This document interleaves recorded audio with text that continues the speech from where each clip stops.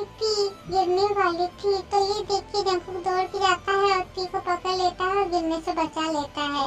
अब स्टोरी में आगे क्या होता है जानने के लिए देखते हैं। जंकुक और टी एक दूसरे की आंखों में देखते रहते हैं। थोड़ी देर बाद टी को जब होश आता है तो वो एक झटके में टी जंकुक से अलग कर लेती है खुद को।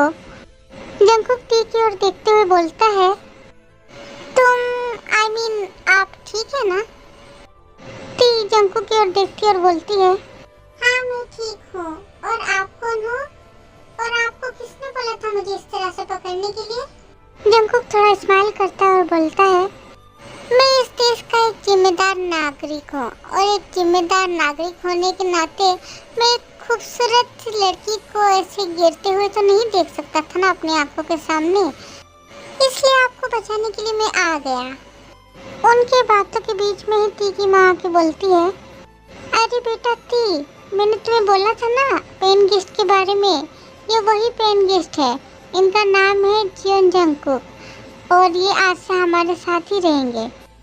अपनी माँ की बात सुनने के बाद टी जंकुक को फिर से देखने लगती है। जंकुक टी को एक रहस्यमय इंसान के जैसे लगता है।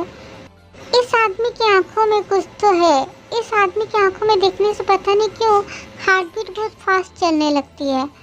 ऐसा क्यों हो रहा है टी कुछ भी समझ नहीं पा रही है। टी और उन आंखों में ज़्यादा देर देख नहीं पाती, अपनी आंखें हटा लेती है वहाँ से और जंकुक के साइड से वो चली जाती है और जंकुक बस टी को देखते हुए स्माइल करते रहता है। बेचारा सुगा कब से अपनी जिमीना की ओर नजरें गड़ाए हुए बैठा हुआ है। आज उसकी जिमीना नई नवेली दुल्हन लग रही है उसे। सुगा देखता है कि उसे कोई देख नहीं रहा है तो वो झट से जिमिन को एक आंख मार देता है और फ्लाइंग किस दे देता है। ये देख के जिमिन वो शर्माते हुए हंस देती है। टी की माँ टी की ओर देखते हुए बोलती है, बेटा टी जाओ ना, जंकुक को उसका रूम दिखा दो थोड़ा। ये सुन के टी चौंकते हुए अपनी माँ की ओर देखती है। आज उसकी माँ के सारे बातें और सारे काम उसे बहुत अजीब लग रहे हैं। एक तो बाहर की किसी लड़की को घर में ले आई है, ऊपर से मुझे बोल रही है कि उसे रूम दिखाने के लिए। लगता है माँ का दिमाग पूरा तरह से हिल गया है। टी ये सब मन में सोच ही रही थी कि टी की माँ फिर से उसे बोलती है, क्या हुआ ऐसे खड़ी क्यों हो, जाओ। टी बोलती है, कौन मैं जाऊँ? हाँ तुम नहीं तो क्या पड़ोस से सीमा आंटी आके रूम दिखाएगी, जाओ अब जल्दी रूम दिखाने। अपनी माँ से धमकी सुन के टी जल्दी से जंकुक को देखते हुए बोलती है, चलिए। जंकुक हंस देता है और अपना ट्रॉली बैग लेके टी के साथ जाने लगता है। टी जंकुक को लेके गेस्ट रूम आती है। गेस्ट रूम आने के बाद टी बोलती है, ये है आपका रूम, देख लिया आपने, अब मैं जाती हूँ। ये बात बोल के टी जाने ही वाली थी कि जंकुक पीछे से बोलता है, अरे अरे आप कहाँ जा रही हो? टी पीछे घूम के जंकुक को देखती है और बोलती है, कहाँ जा रही हूँ मतलब? आपको रूम दिखाना था, मैंने आपको रूम दिखा दिया, अब मैं जा रही हूँ। जंकुक अपना गला थोड़ा साफ कर लेता और फिर बोलता है, दिखाना हो गया मतलब? अरे आपने सिर्फ बोला और दिखाना हो गया क्या? अरे मैं तो यहाँ पर नया आया हूँ और यहाँ पर क्या कहाँ पर रखना है, मैं क्या करूँगा, ये सब तो आपने मुझे बताया ही नहीं। क्या मतलब? ऐसा यहाँ पर क्या है जो आपको बोलना पड़ेगा कि आप करो? हाँ है ना, मेरे जो लगेज में बहुत सारी जो चीजें हैं वो सब मैं कहाँ रखूँगा, ये सब तो आपने बताया नहीं। और उसके बाद मेरे और भी जो सारी चीजें हैं वो सब कौन सी चीजें कहाँ रखनी है वो भी तो आपने नहीं बताया ना अभी तक। उसके बाद यहाँ पर पानी ठीक से आता है कि नहीं और खाना खाने के लिए मुझे किस टाइम में जाना है, ये सब भी आप मुझे नहीं बताओगे तो मुझे पता कैसे चलेगा।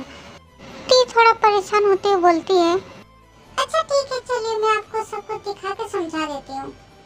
ये सब बोलने के बाद टी एक एक करके जंकुक को सब कुछ दिखा रही है और बोल रही है और जंकुक बस प्यार से टी को देखे जा रहा है।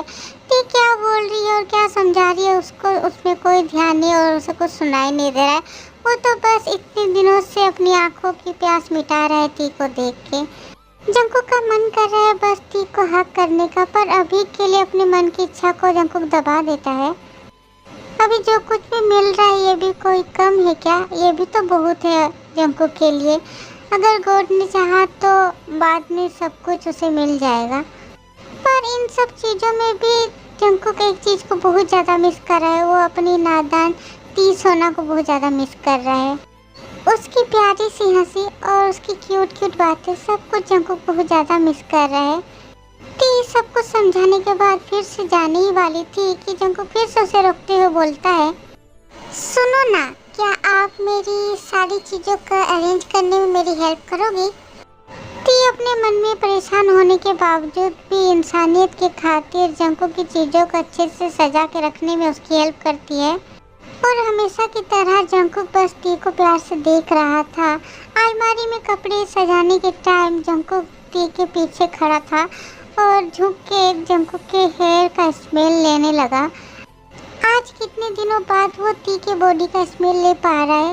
उसका मन कर रहा कि ये वक्त यहीं पर थम जाए, पर ऐसा तो पॉसिबल नहीं है। इसलिए टी के समझने के पहले ही जंकुक टी के पीछे से हट जाता है। सब सजाने के बाद टी फिर से जाने वाली थी, तभी जंकुक फिर से उसे रोकते हुए बोलता है, सुनो ना। टी अब परेशान होकर जंकुक को देखती है और बोलती है, अब फिर से क्या? अब देखिए वो ज्यादा हो रहा है। आपको मैंने सब कुछ समझा दिया, बोल दिया है, अब फिर से क्या? किस लिए रोक रहे हो आप मुझे? जंकुक स्माइल करके बोलता है, अरे आप परेशान क्यों हो रही हो? मैं तो बस आपका नाम जानना चाहता था। अब से तो हम एक साथ एक घर में रहेंगे ना, इसलिए आपका नाम जानना चाहता था मैं। टी खुद को शांत करती और बोलती है, मेरा नाम है किम ट्यूम उर्फ T. Nice to meet you T, और मेरा नाम है जियोन जंकुक। अच्छा, आप तो मुझसे उम्र में बहुत छोटी हो। अगर आप बुरा ना मानो तो क्या मैं आपको तुम करके बोल सकता हूँ? टी थोड़ा हंस देती और बोलती है, हाँ आप मुझे बोल सकते हो, इट्स ओके। तो टी, मेरी हेल्प करने के लिए thank you so much. It's okay. If you don't mind, एक बात पूछनी थी। अच्छा बोलिए। क्या तुम घर में हमेशा साड़ी पहन के रहती हो?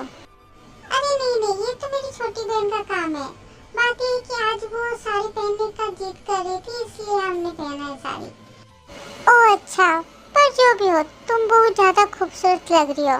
माइंड मत करना, खूबसूरत चीज़ों को हमेशा अप्रिशिएट करना चाहिए, इसलिए मैंने किया। पर ऑनेस्टली तुम बहुत ही ज़्यादा खूबसूरत लग रही हो। जंकुक की बात सुनकर टी को गुस्सा आना चाहिए था, पर पता नहीं क्यों टी को बिल्कुल भी गुस्सा नहीं आया। उल्टा जंकुक से खुद के लिए तारीफ सुन के टी को बहुत ज़्यादा शर्म आने लगी। फिर से उसकी हार्ट बीट बहुत फास्ट चलने लगी। टी अब ज़्यादा देर वहाँ पर खड़ी नहीं रह पाई। वो जल्दी से जंकुक को थैंक यू बोल के दौड़ के वहाँ से चली जाती है। और ये देख के जंकुक के फेस पे आ जाती है एक प्यारी सी हंसी। जिमिन अपने रूम के दरवाजे के पास आते ही किसी ने उसका हाथ पकड़ के उसे खींच लिया अंदर। दीवार के साथ पकड़ के खड़ा करता है। जिमिन घबराते हुए देखती है कि ये तो और कोई नहीं, उसका पागल सुगा है। जिमिन घबराते हुए बोलती है, क्या कर रही हो? किसी ने देख लिया तो कितना बुरा होगा पता है? सुगा जिमिन की ओर झुकते हुए बोलता है, बुरा तो हो ही गया है। तुम्हें पता है इतने दिन मैंने तुम्हें कितना ज़्यादा मिस किया है। तुम्हें मिस करते करते मैं तो हाफ हो गया हूँ। तुम्हें क्या मेरी थोड़ी सी भी याद नहीं आती है? इतनी कठोर क्यों हो तुम? तुम्हें पता है विटामिन की कमी की वजह से मैं कितना कमज़ोर हो गया हूँ। जिमिन बोलती है, मुझसे नहीं मिल पा रही हो और विटामिन की कमी हो रही है, इन दोनों का क्या लेना देना है? मैं तो कुछ समझी नहीं। बहुत ज़्यादा लेना देना है, क्योंकि मैं तुमसे मिल नहीं पा रहा था, इसलिए मैं तुमसे प्यार का मीठा डोज नहीं ले पा रहा था, इसलिए मैं कमज़ोर हो गया। मुझे विटामिन की कमी हो गई। तुमने वो गाना नहीं सुना है क्या? कैसे सुना होगा, मैंने ही तो बनाया वो गाना। तेरे चुम्मे वो जो च्यवनप्राश है, समझी? वही, मतलब तुम्हारे चुम्मे में जो च्यवनप्राश है वो तो मुझे मिल नहीं रहा ना, मैं तुमसे मिलने नहीं आया, इसलिए मैं कमज़ोर हो गया हूँ। इसलिए मुझे विटामिन की कमी हो गई है। अब जल्दी से चलो, फटाफट मेरा ट्रीटमेंट शुरू करो और मेरा डोज मुझे दे दो, जिससे मैं जल्दी से फिर से अच्छा हो जाऊँ, मेरा बॉडी में वो ताकत आ जाए। जिमिन बोलती है, देखो हमेशा की तरह सुगा इस बार भी जिमिन को पूरी बात बोलने नहीं देता और खुद बोलता है, this is not fair, okay? हमेशा ही बोलती हो देखो देखो, कभी देखने भी तो नहीं देती हो। जिमिन रिक्वेस्ट करते हुए बोलती है, प्लीज़ ये सब बोलना बंद कीजिए, कोई देख लेगा। सुगा एक डेविल स्माइल करके बोलता है, हाँ तो देखने दो, देखने से तो और भी अच्छा होगा। हम दोनों को पकड़ के शादी करा देंगे, फिर तो हमेशा ही मैं विटामिन का डोज लेता रहूँगा। वाह कितना मजा आएगा। प्लीज़ मेरी बात समझने की कोशिश कीजिए, अगर किसी ने देख लिया ना तो प्रॉब्लम हो जाएगी। ठीक है, मुझे मेरा विटामिन दे दो, मैं चला जाऊँगा। ये बात बोल के सुगा जिमिन के क्लोज जाने लगता है। जिमिन शर्मा के अपनी आंखें बंद कर लेती है और सुगा और जिमिन के लिप्स बहुत क्लोज आ जाते हैं। बस किस होने वाली थी, तभी जिमिन सुनती है किसी के पैरों की आवाज़। जिमिन घबराते हुए सुगा को धक्का मार के दूर कर देती है और डरते हुए बोलती है, कोई आ रहा है, प्लीज़ आप कहीं छुप जाइए। सुगा के अरमानों में पानी फिर गया। बेचारा सुगा सैड होते हुए बोलता है, क्या यार, किसी को अभी आना था क्या? भैया के प्यार करने में सभी को मिल के हेल्प कर रहे हैं और एक मेरे टाइम में ही सब मिलके परेशान कर रहे हैं। सुगा की बेकार बातों पर जिमिन ध्यान नहीं देती और जल्दी से सुगा को छुपाने की कोशिश करती है। इधर उधर देखती है, कोई भी जगह उसे मिलता नहीं है तो वो खिड़की के पास पर्दे के पीछे सुगा को छुपा देती है। तभी रूम के अंदर आती है ती को देख के जिमिन बहुत ज़्यादा चौंक जाती है और चुपचाप स्टैचू की तरह खड़ी होती है और बोलती है, अरे ती, आप कुछ बोलना है क्या आपको? हाँ, बात ये है कि मेरा चार्जर वो काम नहीं कर रहा, खराब हो गया, तो तुम्हारा चार्जर दो। हाँ अभी देती हूँ। जिमिन जल्दी से अपना चार्जर लेके आती है और ती के हाथ में दे देती है। ती चार्जर हाथ में पकड़ के जाने ही वाली थी कि पीछे मुड़ के वो पर्दे की ओर देखती है। इसके बाद जिमिन की ओर देखती है और बोलती है, ये सब क्या है जिम? जिमिन डर जाती है, क्या देखो सब कुछ पता चल गया? जिमिन डरते हुए बोलती है, क्या दी, किस बारे में बोल रही हो?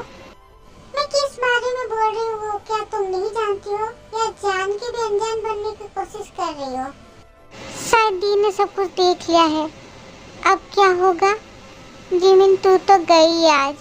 जिमिन कुछ बोलने ही वाली थी डरते हुए, तभी उससे पहले ही ती पर्दे की ओर इशारा करके दिखाते हुए बोलती है, ये सब क्या है? हाँ, पर्दे में इतनी धूल मिट्टी क्यों लगी हुई है? पर्दे को तुम साफ नहीं करती हो क्या? ती की बात सुन के जिमिन चैन की सांस लेती है। इसका मतलब ती को कुछ पता नहीं चला। थैंक गॉड बच गई। तभी ती हाथ में झाड़ू लेके बोलती है, तुम ना दिन ब दिन आलसी होती जा रही हो, आँख से देखती हो फिर भी कोई काम नहीं करती हो। ये बात बोल के ती पर्दे को झाड़ू से जोर जोर से मार के साफ करने लगती है और जिमिन आंखें बड़ी बड़ी करके देखती रहती है। बेचारे सुगा की तो हालत खराब हो गई, अपने मुंह में हाथ रख के वो दर्द को सह रहा है। बेचारे की हालत ती के झाड़ू के मार खाने से बहुत ज़्यादा बिगड़ रही है। देख के जिमिन जल्दी से ती के पास जाती है और जिमिन ती का हाथ पकड़ के रोक देती है और बोलती है, बस बस ती, तुम्हें और तकलीफ करने की कोई ज़रूरत नहीं है, मैं कर लूँगी, तुम जाओ यहाँ से। हाँ ओके। ती बोलती है, ठीक है, जल्दी से साफ करके नीचे आओ, माँ लंच करने के लिए बुला रही है। ठीक है ती, आप जाओ, मैं आती हूँ। ती अपना सर हाँ में हिला के वहाँ से चली जाती है। ती के जाते ही जिमिन जल्दी से पर्दा हटा के सुगा को बाहर निकाल के आती है। सुगा की हालत बहुत ज़्यादा ख़राब हो गई है। जिमिन उसे देख के बोलती है, सॉरी। सुगा दर्द भरी आवाज़ में बोलता है, क्या सॉरी? हाँ, मैं आया था विटामिन का डोज लेने के लिए, पर मुझे मिला क्या? झाड़ू का डोज। क्या किस्मत थी मेरी क्यूट टोल भाभी भी बुरी हो गई है, कैसे मारी अपने देवर को वो। सुगा की बात सुन के जिमिन को बहुत हंसी आ रही है और वो हंस भी रही है। ये देख के सुगा जिमिन का हाथ पकड़ के अपने क्लोज ले आता है और बोलता है, बहुत हंसी आ रही है ना मुझे झाड़ू से मार खिला के? अब मुझे मेरा जो बाकी था वो दे दो और मेरा दर्द दूर करो, मेरा विटामिन लाओ मुझे दो। ये बात बोल के सुगा फिर से जिमिन के क्लोज चला जाता है। दोनों के लिप्स बहुत क्लोज आ गए हैं, बस किस होने वाली थी। तभी बाहर से जिमिन की माँ जिमिन का नाम लेके बुलाती है तो जिमिन जल्दी से हड़बड़ा के सुगा को धक्का मार के हटा देती है और दौड़ के रूम से बाहर चली जाती है। बेचारे सुगा को उसका विटामिन नहीं मिल पाया। बेचारे सुगा का मन कर रहा है कि अभी वो बच्चों की तरह जमीन में लेट जाए और पैर हाथ पटक के रोना शुरू कर दे।